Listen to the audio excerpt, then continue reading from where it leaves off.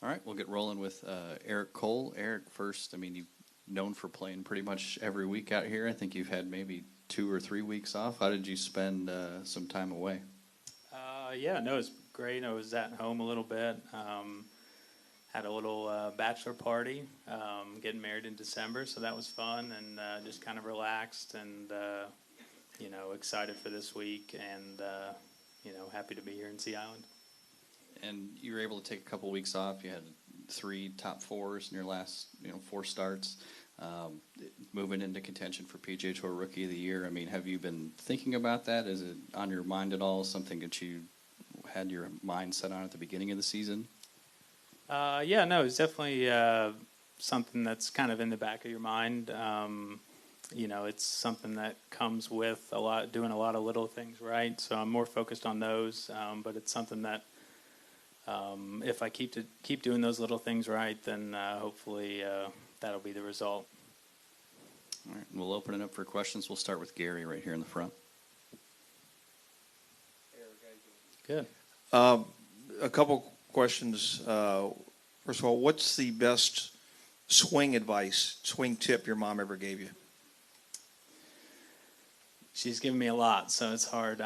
But I'd say probably like tempo, so not to get out of rhythm when you're on the course in a different situation, just to kind of stick to your rhythm and don't try and do too much. Just stay in sequence, I guess. Is there anything about her swing that you've always admired? Her tempo is very good. Yeah, that's that thing, but she's pretty consistent day to day, so her swing hasn't changed a lot in a long time. So that's something that I've definitely admired, that she hasn't tried to make any drastic changes or anything. So, if your swing is in a good spot, then you just try and keep it there for as long as possible. Okay, and what's the best advice she gave for you dealing with the life, the travel, the commitments, everything that goes with being a tour player? What is the best thing she's ever told you? Yeah, that's an easier question. She's big on resting.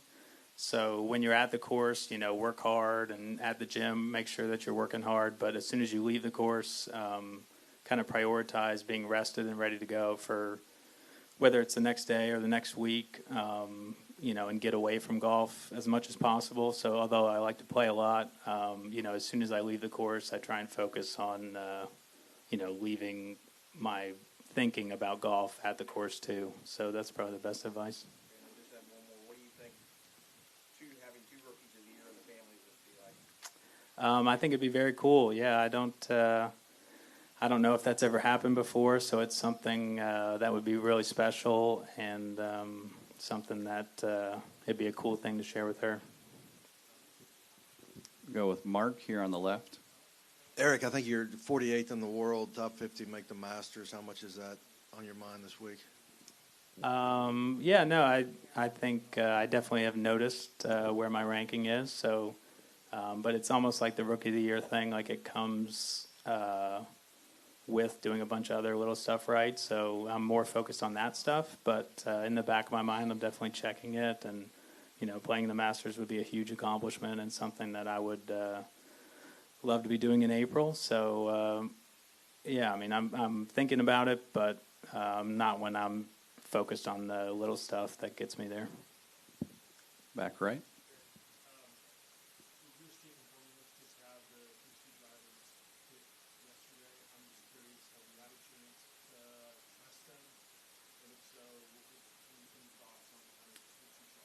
I've been testing them for a little bit now. I was out in Scottsdale last week testing them, and they're really good. I got one of them in my bag right now that I'm seriously considering playing. So it's they're very forgiving, and you're getting a little bit more speed in my case. So it's kind of an easy thing if you're getting more speed, and they're just as forgiving as what I'm using now, which is an older PXG driver.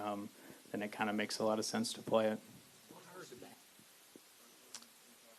The one that I'm using is probably 2 or 3 miles an hour faster ball speed, which is enough to make a difference. And there's actually some of the other ones that aren't quite as forgiving that are even faster than that. So a lot of the new models and new stuff they have is great.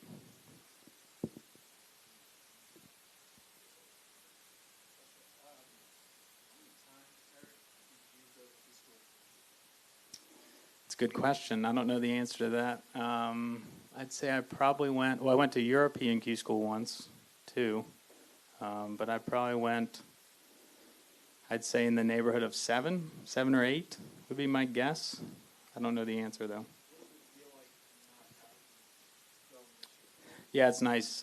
Q school is, a really tough thing for anyone, but it was especially tough for me, kind of getting over that hurdle.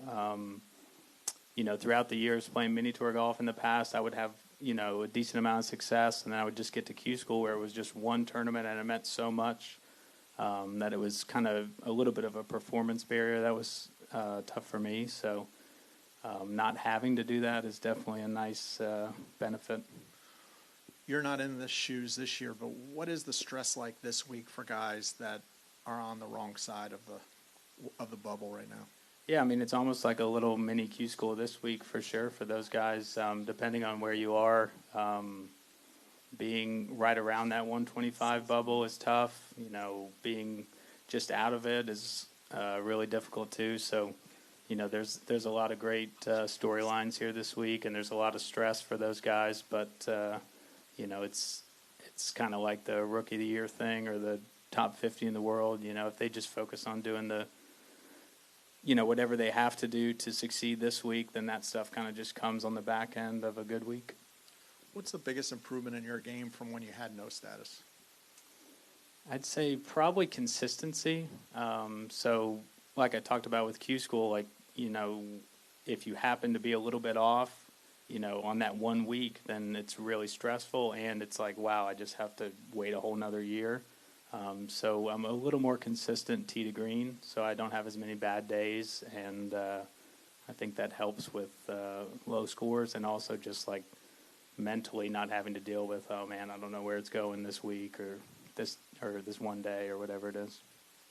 At any point in your journey, did you think about hanging it up? How close did you come to doing that? Yeah, for sure. I was teaching for a little while and, was okay with that. It was actually kind of a cool thing for me because while I was teaching, I always thought that I really wanted to play. That was the one thing that not defined me, but that was my main goal. And I worked really hard for it for a long time. And then when I was teaching, I realized, if I don't ever make it to the PGA Tour and have success, then, my life is still going to be okay. It's no big deal. So it almost took a little pressure off me, taking a step away and being like, if I make it, great, but if I don't, my life will still be okay. So, but yeah, there's definitely been a lot of times where I've thought about quitting or giving it up. Ever been to Augusta, played it, or just? No, I haven't. So, my mom actually lived in Augusta for a short time. She was teaching at a course up there, but I've driven past the front entrance, but that's it. My dad played in the Masters a few times, so I've heard a lot of stories from him, but I've never been on property. Last one for me. What was Rookie of the Year? Was that a goal of yours coming into the season? Yeah. I mean, I'd say it was. It wasn't maybe highlighted or anything like that, but you only get one chance to win Rookie of the Year, which is a little unique in golf. Most other awards, or whether it's a tournament or a major or some big accomplishment, like you reset and get another chance at it the following year. So I think it's definitely a cool thing that, you only really get one shot, one season to win it. So it's a cool accomplishment that doesn't really come around in golf that often. I thought of one more. How old were you when you beat your mom, and how old were you when you beat your dad? I've gotten that question before, and I don't know the answer. I'd say I beat my mom before I beat my dad. Like we hit it closer, like our distances were more similar earlier, and I played more with my mom. So, but I don't know what the age would be. I mean, I probably beat her one time when I was maybe 13 or something like that. And I hope she remembers it more than I do. I think this is your 37th start, including the fall. And with the success you've had this year, are you planning on playing a similar load going into next year, or are you gonna kind of push back a little bit and maybe have a few open weeks? Yeah, I haven't looked at it too closely, but I do like to play, and I'm just, really excited to play any week on the PGA Tour because I had a lot of years where I, didn't have access. So, I'm thankful to get any starts that I do. So, but I haven't looked at it all that closely, but I'll probably play a decent amount next year. Yeah, I mean, I'm not sure if it'll be. Well, this year we also had 2 falls, so I'm not sure if I could do 37 events if I tried. But I'll probably play what other people would think is a lot next year.